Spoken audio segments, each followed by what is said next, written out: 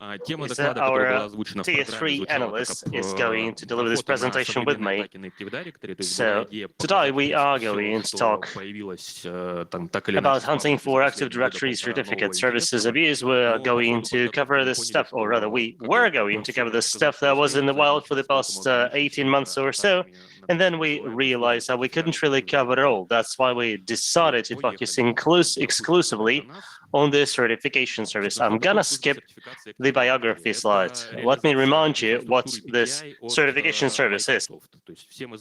This is effectively Microsoft's take on PKI.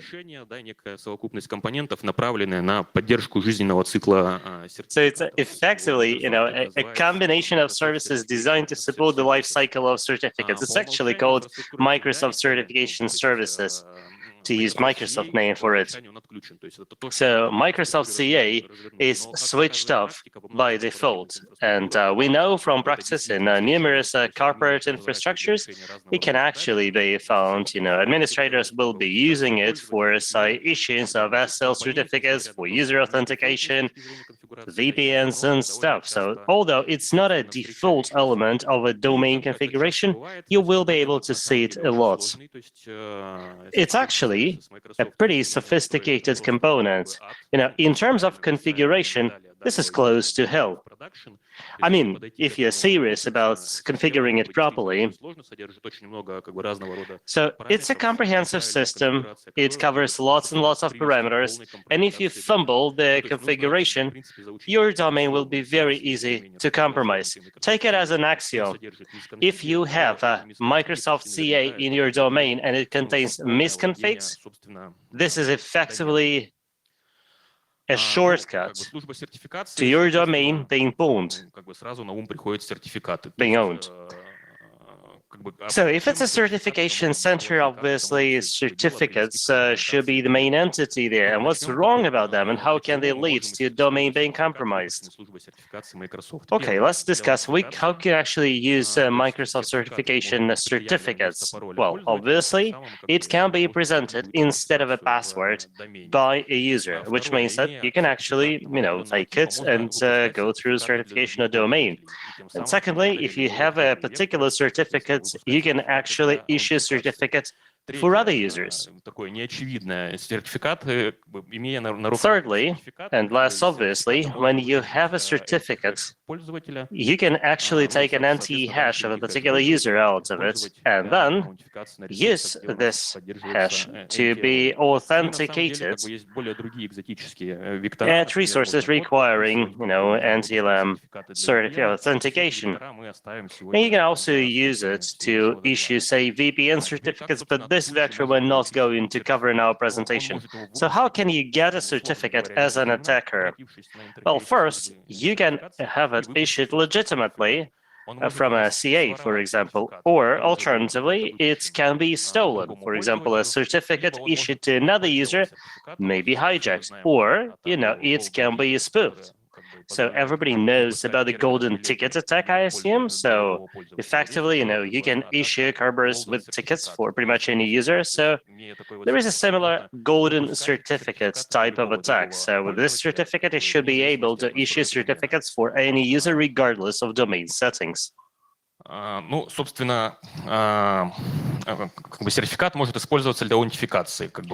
Certificates can be used for authentication. And this begs the question of what if I'm not using authentication, certificate-based authentication in my Windows environment? You should still be concerned about that. Like, even if you're not using smart cards for authentication, if you have CA running, in majority of cases, it should be possible to get authenticated using a certificate, even if you don't have a smart card. So if you have a certificate, you can actually send a query to the domain controller and get a TGT ticket from Kerberos. And then, with a TGT ticket, you should be able to wreak havoc in the system. If the domain, for one reason or another, is configured in a way that PK init is not supported, again, this can be bypassed, because with LDAP protocol, you should be able to get authenticated with the help of a certificate. So if LDAP authentication is possible, then on the domain controller, we can do whatever we like about Active Directory objects, like create users, delete users, and so on. Так, что-то у нас тут поломалось.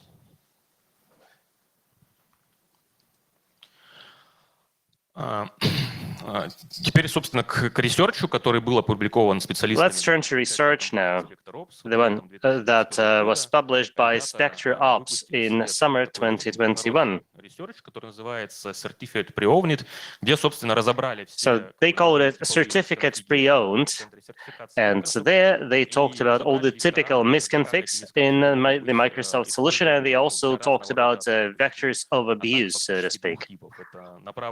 And they were mostly talking about two types of attacks: persistence attacks, like be it a counter, persistence in the domain, or privilege escalation attacks. So when a non-privileged user can perform certain actions to become a privileged user. I absolutely recommend that you read this document. It's actually a long read, like 140 pages. Not exactly, it's actually a page turner. It won't be good if you have problems going to sleep. So if you are serious about Active Directory security, do read it. То есть есть некий суффикс, который указывает на тип атаки, там persist. So they provided suffixes for names of various attacks, like persistence and escalation. And for this particular presentation, we are focusing on ESC attacks, that's escalation attacks, and we're going to cover all the 8 escalation attacks that SpectreOps guys described. And we'll also talk about how you can actually detect them in your SOC, for example, how you can spot them with Sysmon. So naturally, when we talk about attack detection, well, we need to be serious about audits. And audits of certification centers take 2 steps to configure. First, in the extended audit policy, you will want to include certification center in the audits list. And secondly, you need to put ticks in front of these specific types and categories of events that you want to be informed about. It's actually not a noisy audit, so having all the ticks in all the tick boxes makes sense. So this configuration of ticks for the certification center will be translated into bitmask that will be stored in the register in the key shown in the previous slide. Это вот, собственно, про ключ реестра, соответственно, хорошо. So this is about the registry key, and naturally it makes sense to observe if anybody is, playing with the registry key for the certification center. Like if somebody starts changing audit settings, that should, raise some eyebrows, because this doesn't happen every day. Пример запросов на Elastic к разного рода событиям, то есть к событию. So shown here are some requests to Elasticsearch. For example, we see here event ID 4845 related to audit settings change. And another Sysmon request.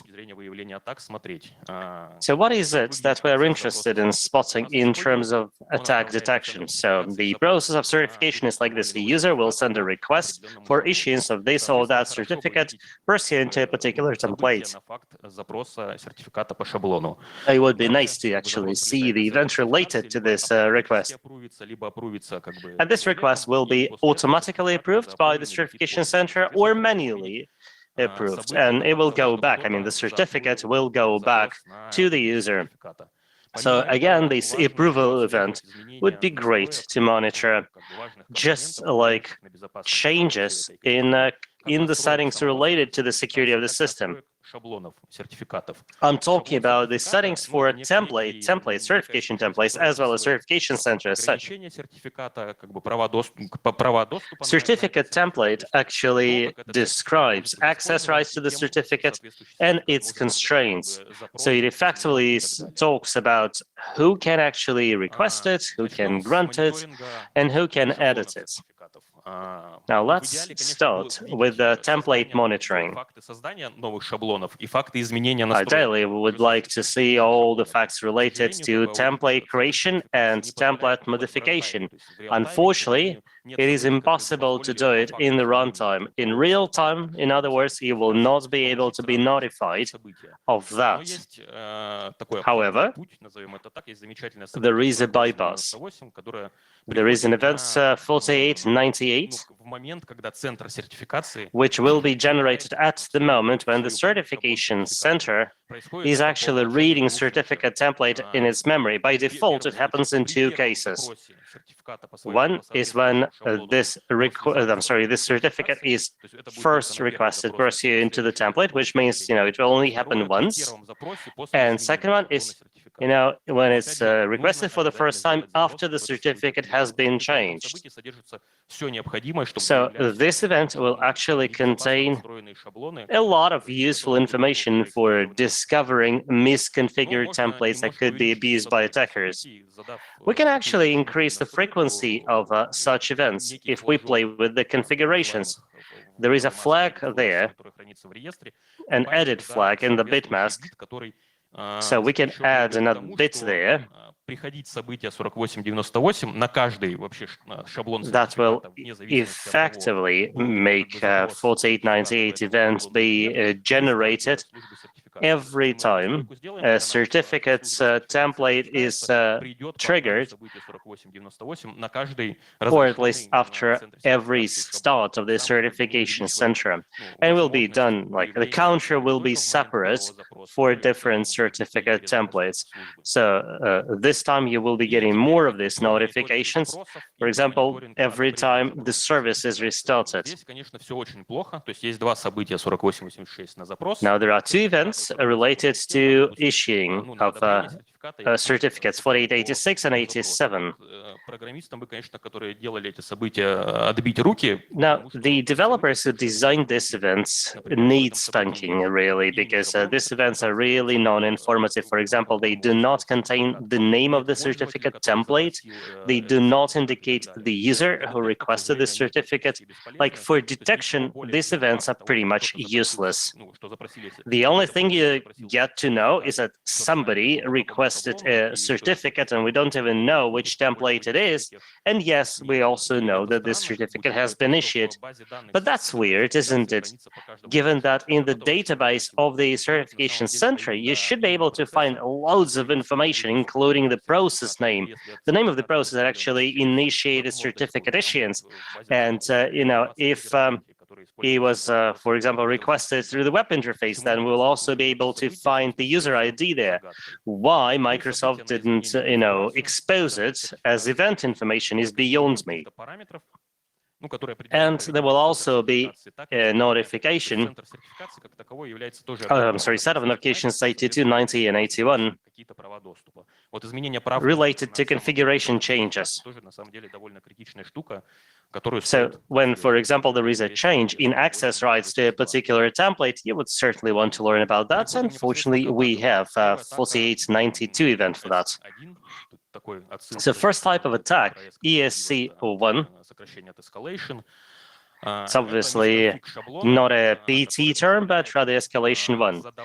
So it's a template misconfiguration, which effectively enables setting subject alternative names.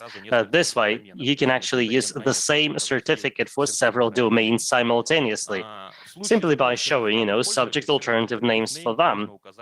Now, you can, for example, also use it to indicate names of users, and the domain controller, if a subject alternative name is maintained in it, will set it.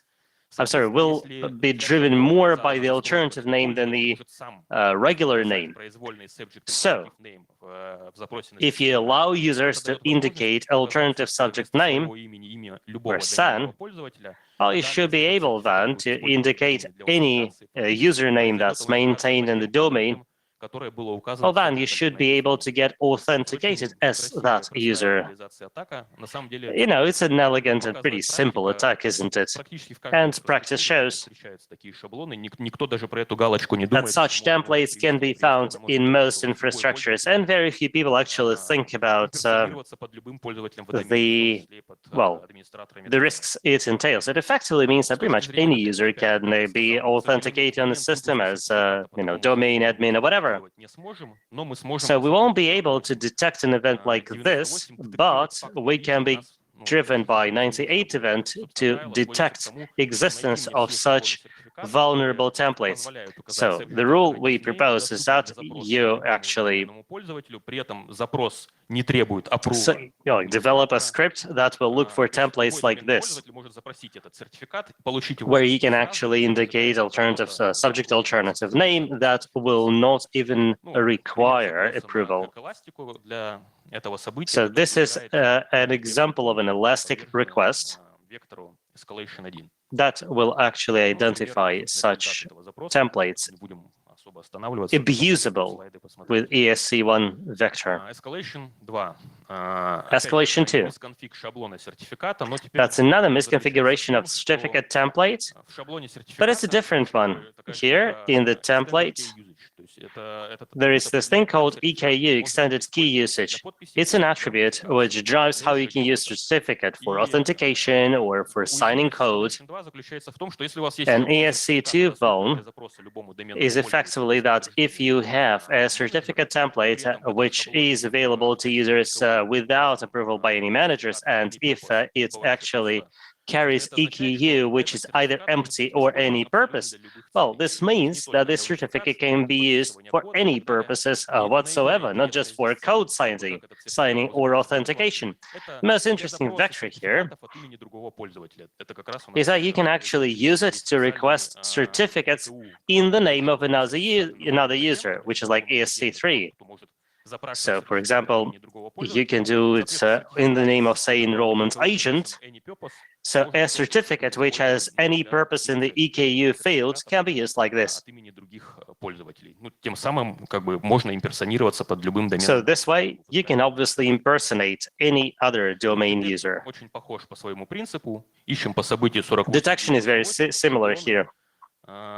We will be looking for templates related to event 4898, which have any purpose or empty value in the EKU field. So that was an any purpose EKU example, and this is a no EKU sample. So in the event, it will read like this: MS PKI signature equal to 0. And note the syntax here. It's not really a typo. This actually helps us see this misconfiguration is in place. ESC3 vector. We've covered it a little bit already. So if we have a certificate template available for issuance to any user, and the scope of the certificate has a EKU certificate request, then a user should be able to obtain the certificate and issue certificates in the names of other users. This is effectively a subset of ESC2. By default,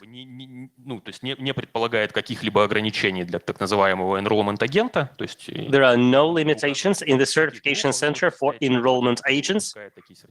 It doesn't, really state which groups enrollment agents should belong to and who will be issuing these certificates. So effectively, if you keep the default settings, you're in trouble. стать любым пользователем в домене. Because this way it's very easy to impersonate any user on the domain. Detection is very similar. We will be looking for vulnerable templates using 4898 event, and we'll be looking for something that's certificate request agent. will feature a certificate request agent in PKI extended key usage. This is a sample of request to Elasticsearch Ответ на этот запрос. or Elasticsearch request and the response you Еще get to it. интересно, что вот здесь вот как раз событие 4887 о том, что сертификат Note одобрен. event Вот если 4897 для самого себя, that the certificate has been approved and issued. пользователя, то в Like if you are getting a certificate in your own name, и subject then указан один и тот же пользователь. 4887 will feature both the requester and the subject. Like there will be the same person in those fields. But if it's requested for a different user, if you're using the enrollment agent function, then 4887 event will show that the subject is different from the requester. I will not be able to show the Elastic request here, but you should be able to develop it on your own. Под номером 4. ESC4 vector, Уязвимые права доступа на шаблон сертификата. vulnerable access rights. Шаблон сертификата — это объект Active Directory. У объекта Active Directory есть To an Active Directory object. на какой-либо шаблон сертификата, например, у любого пользователя. So if for a certificate template of say, well, let me put it differently. If an unprivileged user has a rights, he can actually turn an existing certificate template into a vulnerable to any of the previous three vectors template. So the privileges we'll care about are shown here. Right is the obvious case, but for example, if it's not right, you can, for example, change the objective of the certificate. And, if you do first that, then you can get the right privilege, and then you continue with the rest of the attack. So 4898 event has a security descriptor for the certificate, and it enables funding templates with bed rights in the descriptor, so to speak. That's a request and a sample return. How will attackers use misconfiguration with ESC4? They will use it to change the parameters of certificate templates. Certificate template is also an Active Directory object, and if all its settings are right, you should be able to track changes to this object. Shown here are the consoles where you need to update the settings. So, once you've set up audit rules for changes to certificate templates, you will be getting 5136 notifications or events. And thus, you should be able to track changes in the critical parameters of certificate. Subject alternative name в шаблоне сертификации и таких как требуется ли approve сертификата. То есть, все те параметры, которые приводят у нас там к escalation 1, к escalation 2, либо к escalation 3. Тут пример, что вот в случае, например, параметров, которые там можно ли указывать subject alternative name, либо требуется ли approve менеджера, эти параметры в событии будут приходить в виде масок, и для детекта это довольно не очень удобно. Соответственно, эти маски можно раскрыть в отдельные флажки маски. Вот на слайде представлен пример, как можно использовать Ruby фильтр Logstash для того, чтобы это сделать, чтобы помимо маски в событии у нас еще был массив с названиями флажков. This way we shall have an array with the string names.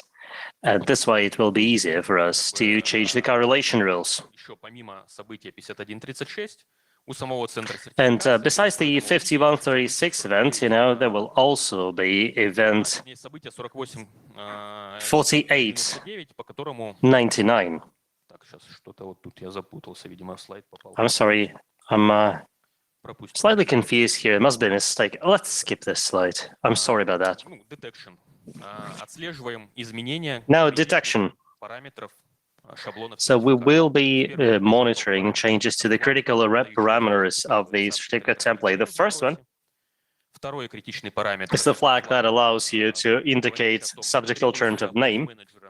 The second one shows if there is any need for managerial approval for certificate issuance. And the third one is related to the scope of the certificate. So if it is, for example, any purpose or enrollment agent, or empty field, which will effectively be processed as any purpose. You can search for it as 4900 or 5136 events.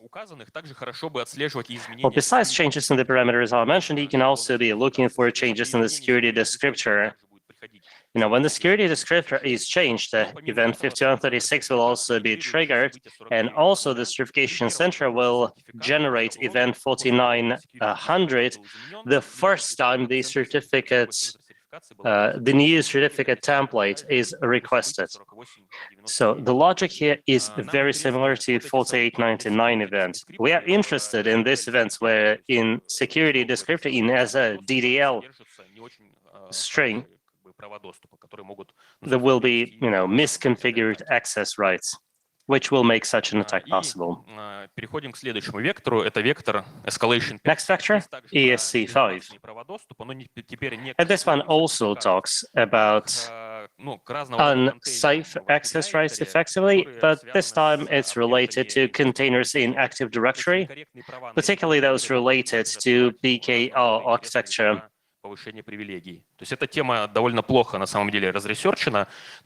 This is something that has not been properly researched, in my opinion, and possibly the most interesting vector here is like this.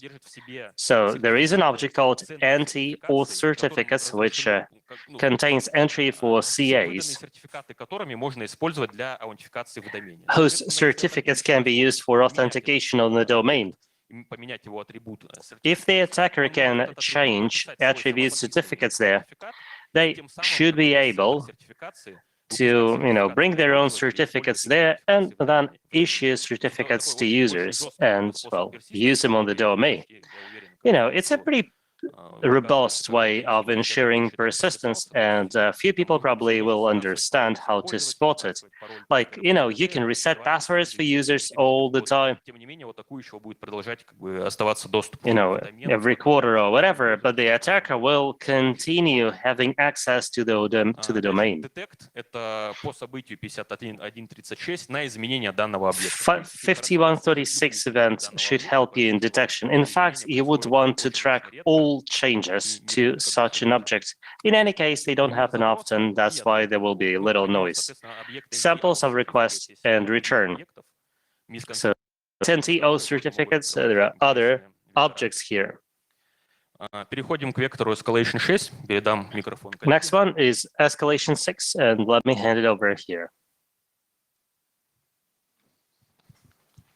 Всем еще раз доброе утро.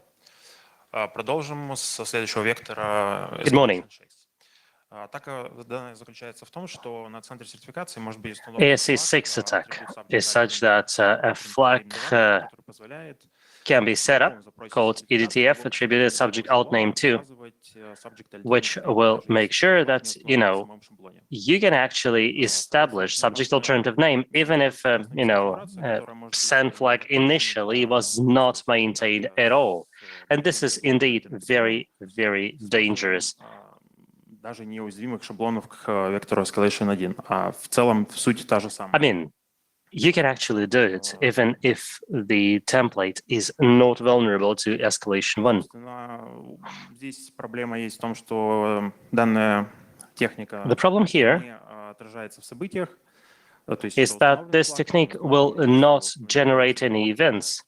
Like if a flag is established like this, there won't be any mention of it in the log.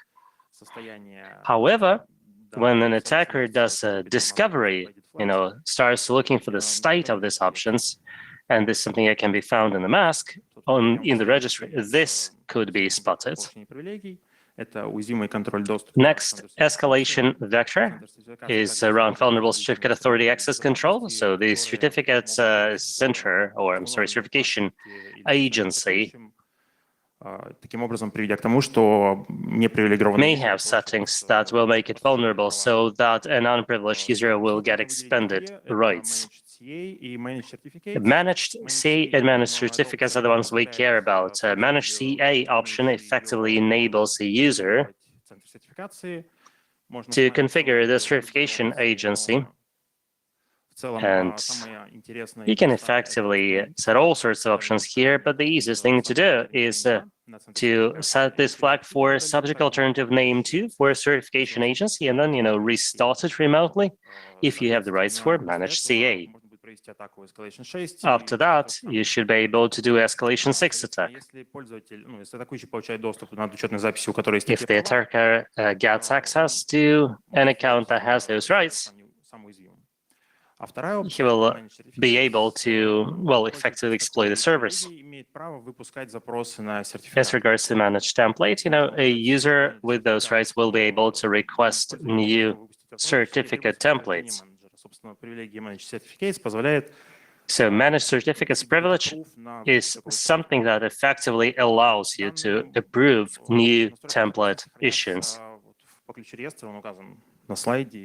And security settings are maintained following the registry key shown here in the screen. And again, in a proper environment, changes to this happen very rarely.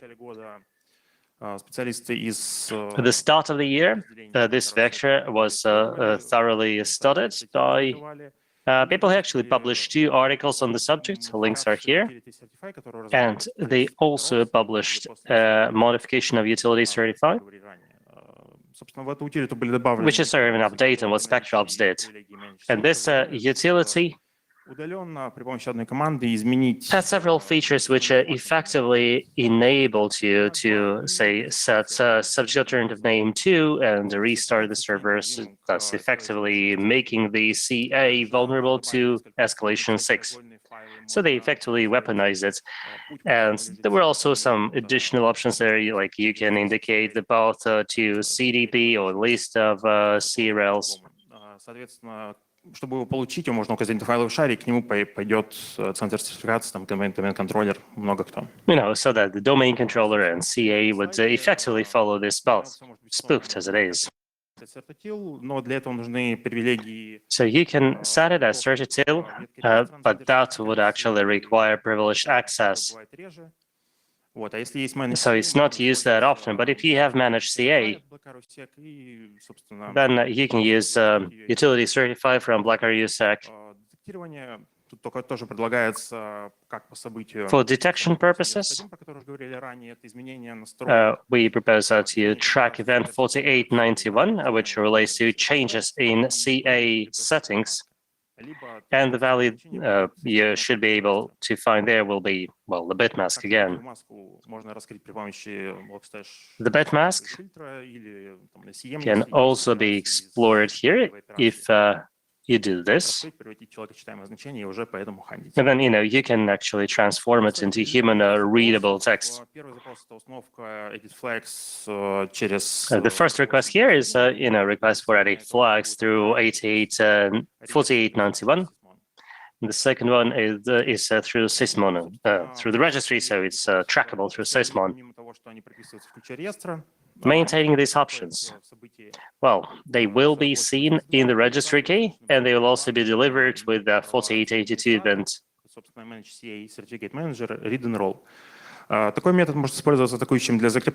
This method can be used by attackers in order to persist in a compromised system.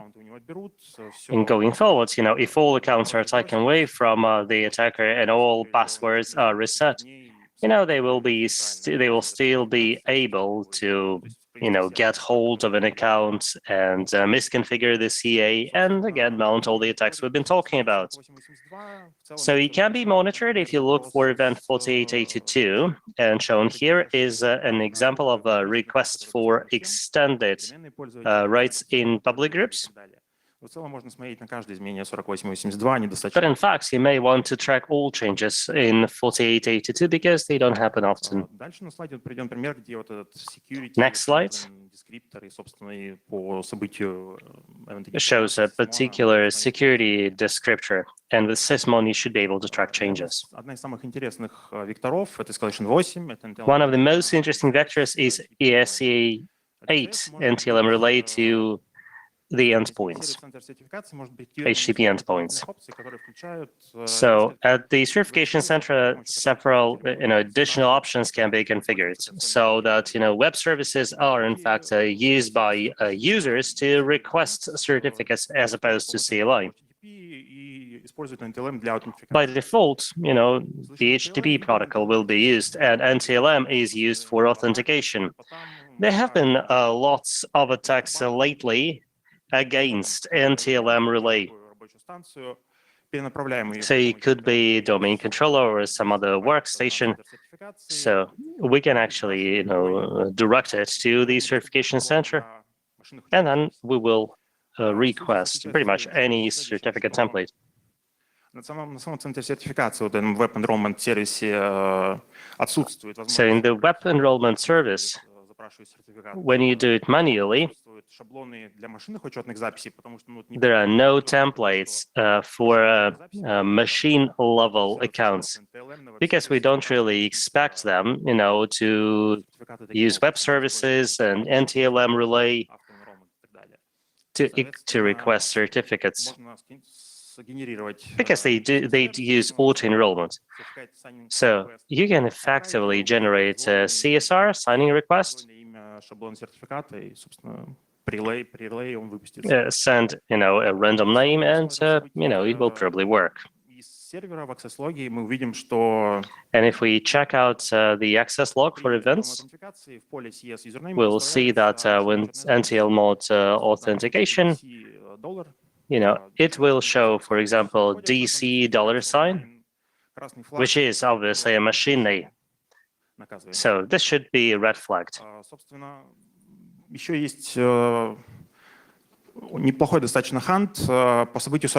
Another good way of hunting it is a 4624 event, where you can actually monitor for connections to the certification center over NTLM. So all the machine accounts using NTLM, must be trouble. You may get some false positives this way, but these are very rare cases, and it's easy to design rules for them. So once you've got the certificate, you request TGTs using those certificates, and this will generate event 4768. And there will be a field called certificate information that will contain information on the key and the issuer, which is effectively our CA, and the fingerprint. If your infrastructure does not use, say, smart card certificates or other PK in it, this is actually bad. I mean, if you don't have it in your infrastructure and you are getting those requests. And it's really, really dangerous. Another case is, when certificates are used by people who don't have smart cards, because smart cards are usually, issued to very few employees in the company who have very sensitive jobs. So if anybody else is using something related to the smart card infrastructure, that should be raising eyebrows, raising suspicion. So some attack tools were released like 45 days after the publication. One is a forged cert, and it can be used for golden certificates and root certificates types of attack. Собственно, их можно детектить по командным строчкам, по именам. They can be detected by file names or command lines. The attackers are often lazy. They will not rename the original files. They will not, recompile the tool. And now that we're talking PK init, we should certainly mention a relatively fresh technique called shadow credentials. So it is based on Windows Hello for Business. парольной аутентификации. which is effectively a replacement for the traditional password-based authentication. So we have, a public key pair, and a credential link goes to the domain controller, while the private key will be stored in TPM or other certificate store. So in order to authenticate, the user will use a fingerprint or a face scan or whatever. Все то же самое, как и раньше. Но, однако, здесь кто может установить эти ключи? Ты можешь установить сам для своей учетной записи, компьютер может So установить. you can, set those keys for your account, and the computer can do it for its account. But if you belong to enterprise key admins or a key admins group, you should be able to set it for any account, user account. So Whisker utility is often used for the shadow credentials attack, so it will generate a key pair, where the private one will be written to the particular user. And then you can do the Ruby's command to request TGT for this certificate, and bingo. 51, 36, and 4662 events mentioned previously are also useful, but you may also want to run additional audits. And every time you see changes in MSDS key credential link and machine accounts, they should certainly be investigated. The sheer fact of any binary being installed should raise suspicion. And shown here are are samples of requests and responses. Shown here is the start of Rubis using an issued certificate, generating a TGT ticket that can be turned into Kerber and used. So you can note here that certificate issuer name is WS dollar, which means that it was signed and issued for this particular workstation. And you can also check if the same name is maintained in the certification center. 10 days ago, a new vulnerability was published, and it leverages all the old vulnerabilities in certification centers. The idea of this vuln is as follows. When a user requests a certificate, the name to which the certificate is issued will be coming from the VN. But if a machine user is requesting it, DNS hostname field will be used instead. So the nature of this technique is that we either create a new account with a pre-configured DNS hostname of the domain controller or any other host, or we will change it for an existing account. It could be, say, a computer or a subsystem account. In order to change DNS hostname, we'll need to change service principal name and only keep just several fields in it. Otherwise, there will be mistakes and the controller will not be able to change it. But if you remove the hostname and then you write DNS hostname, the workstation will have a new DNS hostname. And after that, you request a certificate, you go through authentication, bingo, you're in. So 47, 71, and 72 should be, 41 and 42, I'm sorry, are the events to look for. If your CM allows you to compare fields, you can actually compare the requester, so to speak, to the hostname. And that is obviously a shortcut to all the attacks we previously described. While we were preparing for this particular report, we also found an interesting feature of the certification center. The center uses two types of modules, policy modules and exit modules. The policy module is a DLL library, a COM object,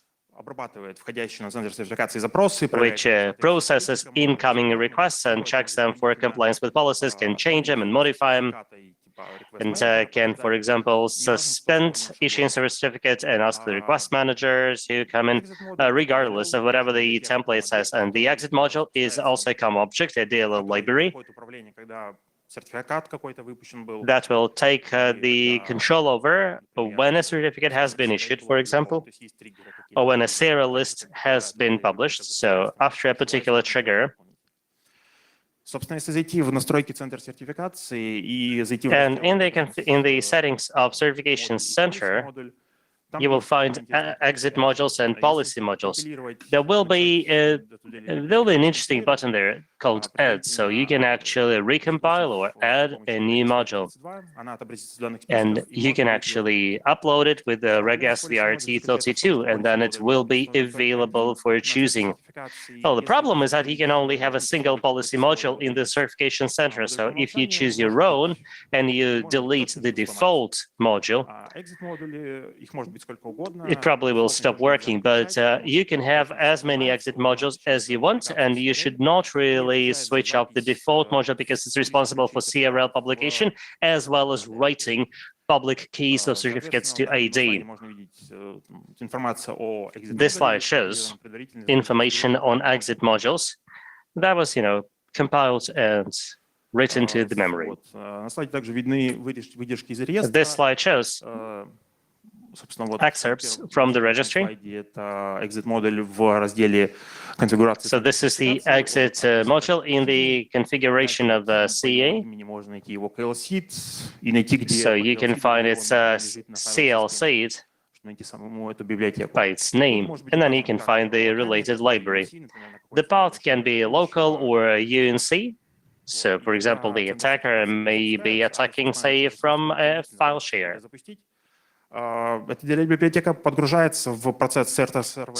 DLL library will be uploaded to CRTX and then will be running with the system rights, because Certification Center has this kind of rights by default, which means that the attacker can use this vector to gain persistence, and it will actually be able to execute its code, whenever the Certification Center is doing something. It can be done by a trigger, for example, publication of CRL, issuance or revocation of a certificate. So it's a new persistence vector. And if you haven't heard about it, finding it is extremely difficult. It can be detected with the 4891 event, which corresponds to change in CS settings. Shown here is the actual exit module. So it is actually showing that right now we are running two modules there, the default one and our evil module. So we need to be monitoring with the sysmon and the right key. So it's binary, you won't be able to read it just like that, but it should not be modified at all. And shown here are the hunt results from sysmon and 4891. This is it for us. Thank you very much.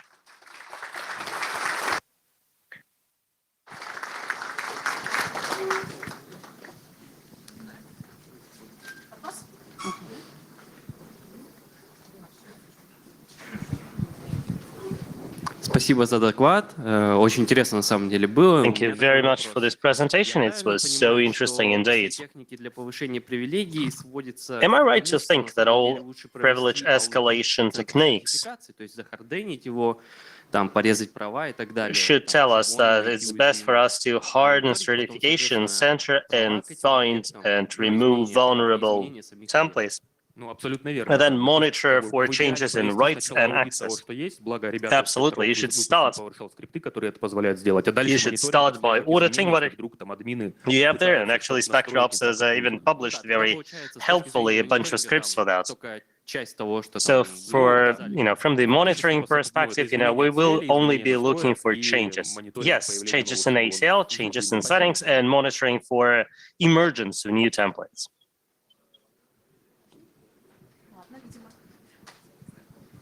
Добрый день. Насчет альтернатив. Есть в сети примеры, как можно с помощью самбо There are examples online showing Подскажите, в современном мире есть how you can use SAND in order to reconfigure domain controller. But what are the real alternatives to Active Directory? Well, we wouldn't really find issues like this, like NetWare, for example, was pretty prevalent 20 years ago. Well, you're absolutely right. There is Samba and Open LDAP. So you can actually bury and invest lots of resources into making it work in a pretty reliable manner, comparable to Active Directory. But you know what? I would love to see real infrastructure running, say, Samba plus Open LDAP for an infrastructure of dozens of thousands of systems and workstations, because it will require a huge infusion of resources. In other words, there is no real contender to Active Directory, something that would be, scalable and reliable. Timur, Demyan, pleasure to see you in such a good mood and apparently good health. Great presentation. In one of your slides, Timur, you said от какого-то сертификата запрашивается другой пользователь. That, a different user is requesting this certificate, but this is not something I'm going to show. I'm not going to illustrate with elastic samples. Why is that? I'm lazy. Hunting there is more difficult than just a simple search request. So you need to phrase your request in a specialized language, and then you will need to compare substrings. So it's a matter of laziness, nothing more. Okay. Is there an ETV provider in ADCS? Or you haven't looked into that? I spent nearly a week looking for such an ETV provider, and so far I've not been able to find anything. That was my first idea. Because obviously what you cannot find in the security log, you should be able to find in the ETV log. But, this hypothesis was not proved. Well, you can probably write your own policy module, which will be effectively an improvement of the default policy module, or for every event related to certificate issuance, you can actually associate a scheduler task, so that every time, a new certificate is issued, you will be checking, what kind of parameters are built into it. But that's a band-aid. And there is no ETV in ADCS web service. Why would you have it there? Because it's effectively, living on Microsoft CE. This is it. Спасибо за доклад. У меня такой вопрос. Thanks. Как часто подобные атаки вы встречаете в продакшене? How often do you see such attacks in a production environment, and what would be the typical attacker?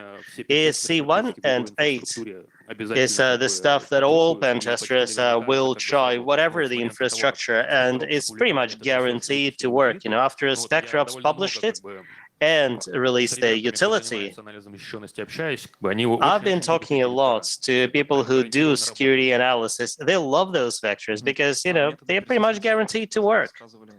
And the persistence methods that you talked about, how easy are they to spot?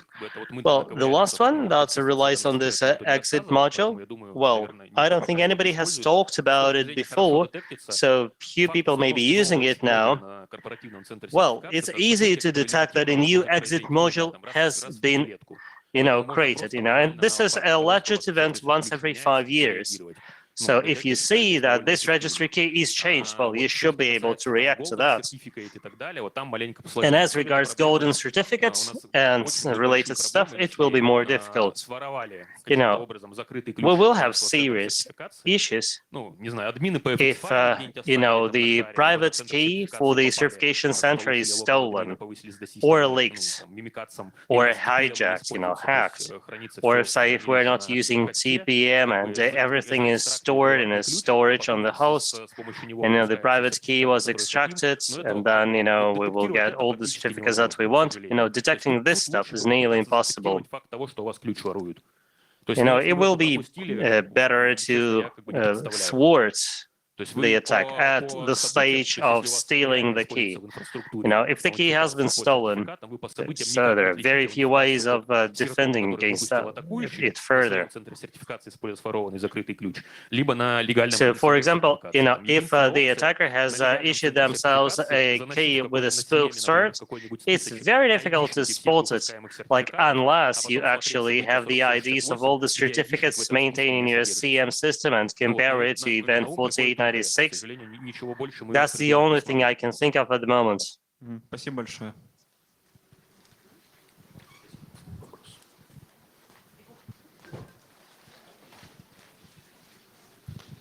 Тимур, спасибо за доклад. У меня, собственно Thank you говоря, for this вопрос такой. report. Вы в середине доклада сказали то, что Somewhere in the middle of your speech, you said много информации по процессам, that you were looking at the CA database. Ну, будем говорить, сертификата. У меня вопрос в следующем. И упомянули по PowerShell скрипты, которыми можно And you also mentioned the PowerShell scripts that can be used for analysis, including the easily available ones. Can we actually use the same scripts for auditing CA? Ну да, конечно. То есть Yeah, absolutely. аудит называется инструмент, выпущенный спектропсом. The tool released by Spectrops is called PKI Audit, and it looks for all these misconfigurations. We actually had this idea that, if we have time, we should be able to rewrite it so that you actually put it in a scheduler so that it is going to generate a custom event in the Windows NT log, which will then be crawled by CM. It won't be difficult, really. It will take like a couple of hours, and it will already make your regular audits much better. Ну, вопросов больше нет. Спасибо всем за внимание. See, no more questions. Thank you very much.